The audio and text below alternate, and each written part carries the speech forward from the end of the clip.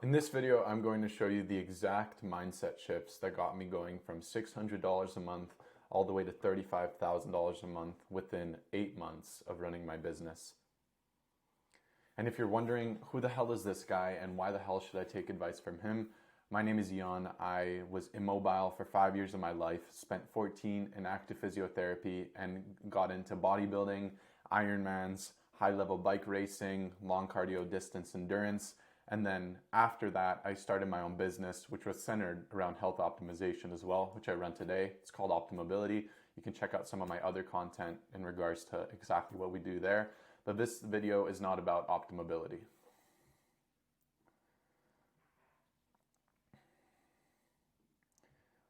This video is about the principles that I embedded early on in my mind in order to fortify it and to keep me on track with my journey and to essentially guarantee success and just wait for time to catch up.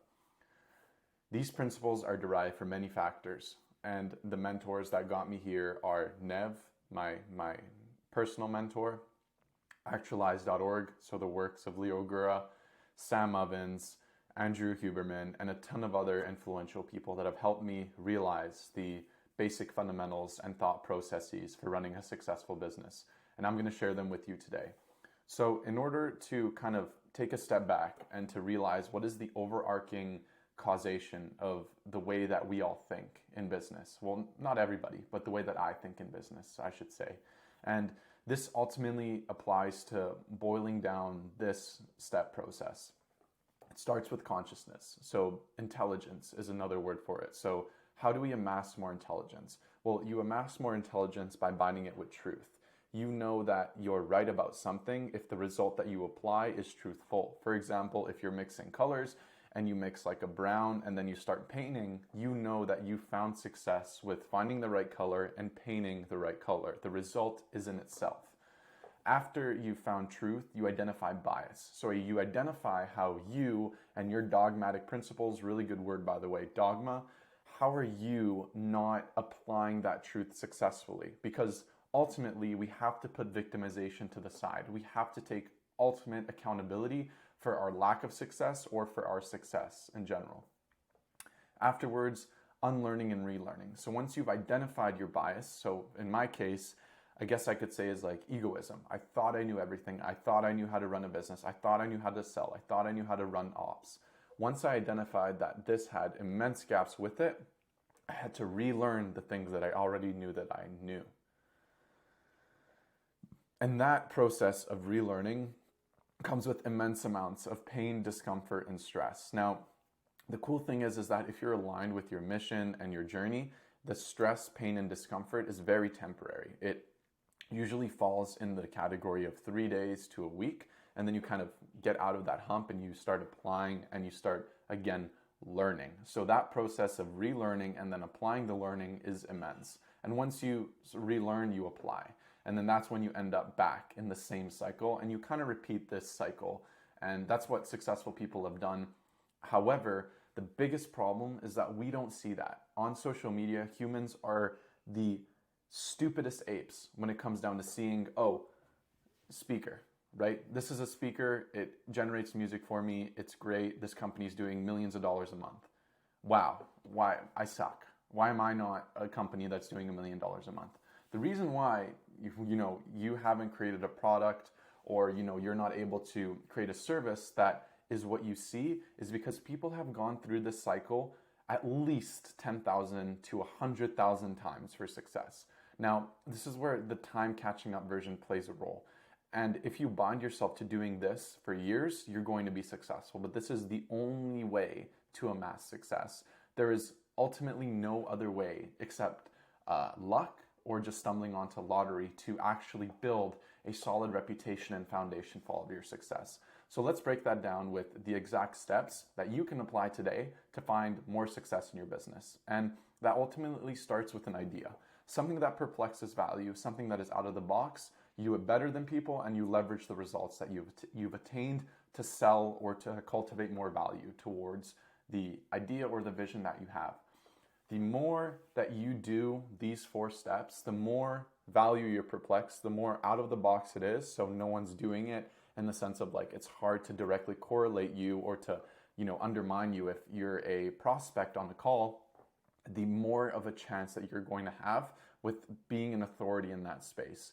You want to be better than people, so you want to just do what you're doing better. So example, if you're a trainer, well, the trainer that also provides sleep protocols is going to, have an immense more value than someone that just does training plans and does bicep curls with you at the gym. So already you're like above 10,000 people by offering something different, something out of the box, and you leverage the results. So you can use your Aura ring or your Garmin to track how successful your clients have been with the results that you implemented for them, right? The business fundamentals, and again, these are all hold-ons, so they exist in a big circle, but within that circle are overarching little principles that are super complex that, again, derive themselves based off this, but it starts with marketing, operations, sales, research and development, community building, internal trainings, content, and courses.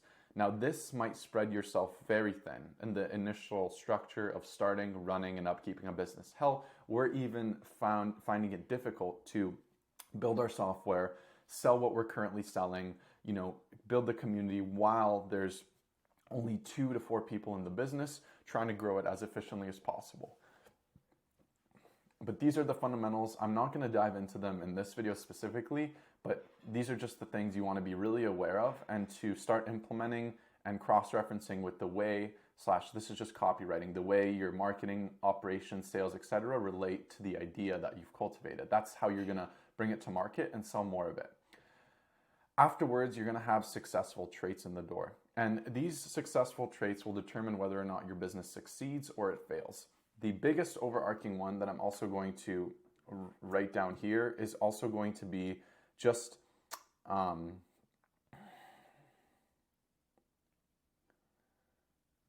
delay. Time delay is the biggest thing that determines whether or not you're successful or if you fall out of that really quickly. And this is just perceived again as to how long can you withstand pain, discomfort, and stress. How many times can you go over the cycle while your credit card balance is high, or if your expenses are high and your income is low, to grow through that period and to experience major time delay? You've heard it from Hermosi, you've heard it from Sam Evans talking about debt, you've heard it from a ton of people that there are cycles and leaps, and that it seemed like a stock chart, right? Where you have a new all-time high, you bounce back to a point of support, and then that point of support carries on from that previous low point, an upward trend. So you're like stacking your wins on top of another in coherence with time. And leaps of faith. So you have to take immense risk in order to get something off the ground. And the reason why is because people don't do that. People do not take leaps of faith, and that is ultimately what holds them back the most. Because let's say you have $10,000 in the bank, you spend $8,000 on advertising, and then you spend $1,000 on running your business, and that time period for you to amass new clients is, let's say, 10 to 30 days. Within that time, you have $1K to live off of for rent, food, etc. You can stack the credit card, you can take out a line of credit, etc. I'm not recommending that you do any of those things. I'm not giving you financial advice, but you're taking that leap of faith in accordance with somebody that's, just going to hoard $3,000 towards living and then less towards expending and growing their business, for example.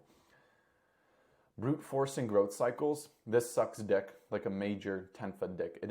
It's not fun. It's very difficult to brute force the cycles in which you stack your earnings and your success. But if you can continuously power through and identify exactly what is holding you back in order to grow it and make it better, that's what brute forcing essentially means. So just being hyper aware of what you're not doing so well and how you're going to implement and make it better in the future.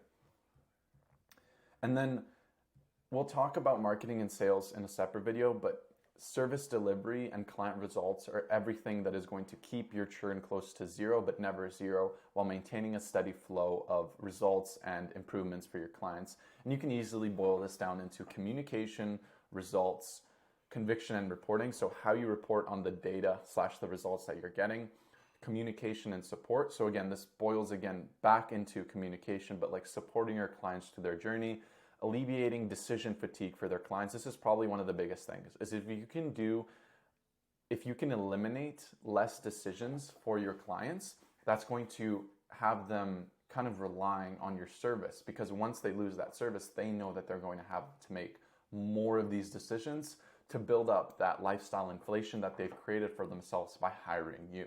So very important there. This ultimately just means just swallowing more complexity. So if, let's say, you're running ads for a company, instead of just running ads for the company, copywriting, launching the funnel, building the team, hiring closers, hiring setters, the more of these things that you can do well in accordance with the proof that you've generated results, that you do it better than most people, and that it's an out-of-the-box idea that obviously perplexes value and generates those results, the more success you're going to find with spreading thin like that. But that takes more time, of course. So in the beginning, it's smarter to start off simpler. Afterwards is energy. So the type of energy that you bring to the table, how you react when you see clients, not being a stickler, not force closing, but actually letting the value emulate off of you so that you can perplex true energy with them.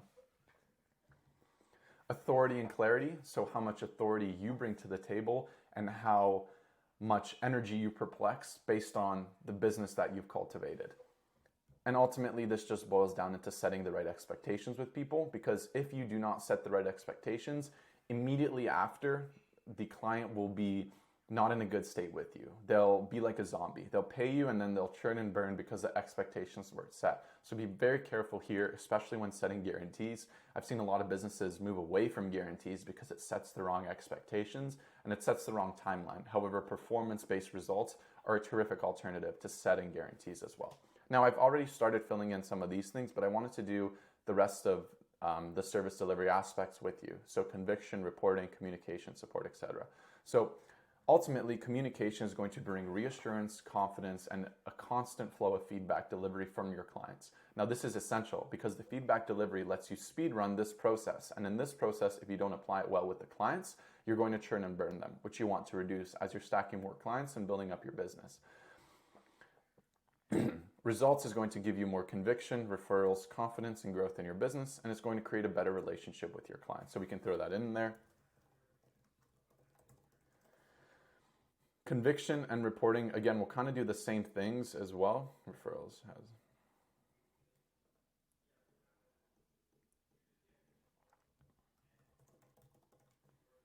And now I'm actually not going to fill this out with you.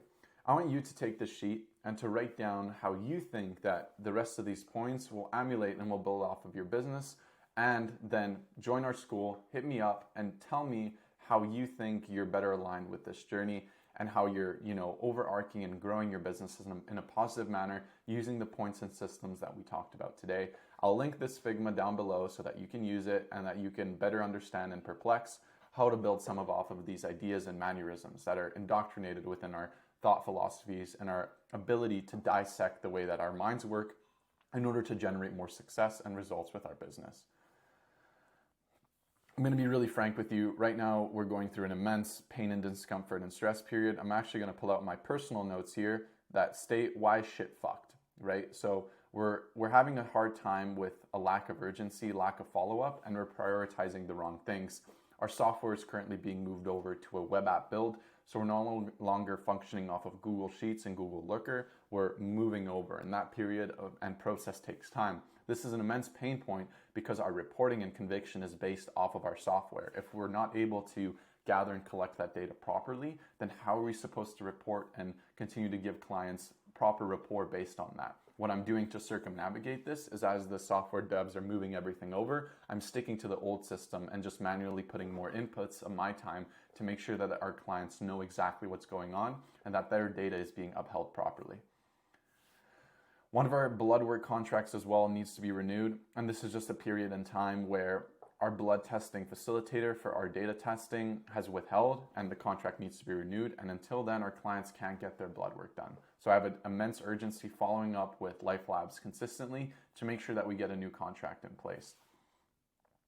Sales has to be rebuilt. We had a closer leave, and the process in which we sell the products that we have has to be rebuilt and restructured because we realize that the anchor product that we're trying to sell is not the main product. It's something a little bit under it. So just shifting the paradigm there. And then I'm also going to hop in on sales and start building our B2B offer as well.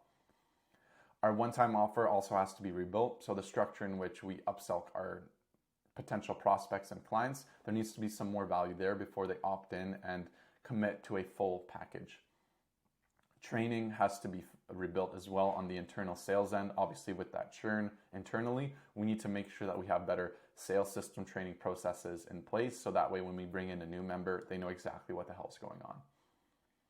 And then we just need to create an order bump and have one lucky winner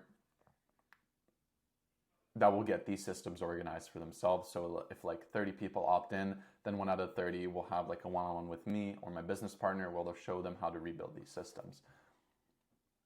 So hopefully this video provides you clarity. I've seen a lot of like business owners come in on YouTube or create content that really isn't applicable, and they don't dissect the points or the thought processes and mannerisms that every person goes through in order to continuously build and find success within their business. And I think that this does a good base or a fundamental job of breaking that down for you.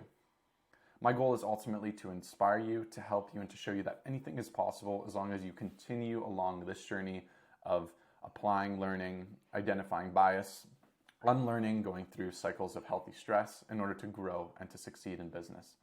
And yeah, hit me up in the DMs if you have any questions, and join the school. The Figma board is right under.